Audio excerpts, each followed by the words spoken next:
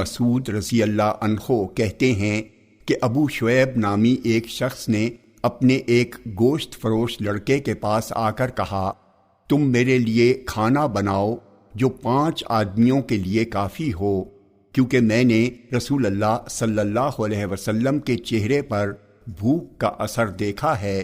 تو اس نے کھانا تیار کیا، پھر نبی اکرم صلی اللہ علیہ وسلم کو بلانے کے لیے آدمی بھیجا، تو اس نے آپ کو اور آپ کے ساتھ جو لوگ بیٹھے تھے سب کو کھانے کے لیے بلایا۔ جب نبی اکرم صلی اللہ علیہ وسلم چلنے کے لیے اٹھے تو آپ کے پیچھے ایک اور شخص بھی چلا آیا جو آپ کے ساتھ اس وقت نہیں تھا جب آپ کو دعوت دی گئی تھی۔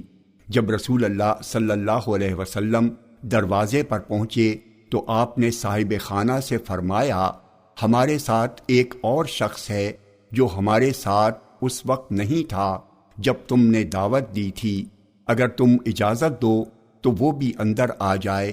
اس نے کہا، ہم نے اسے بھی اجازت دے دی، وہ بھی اندر آ جائے۔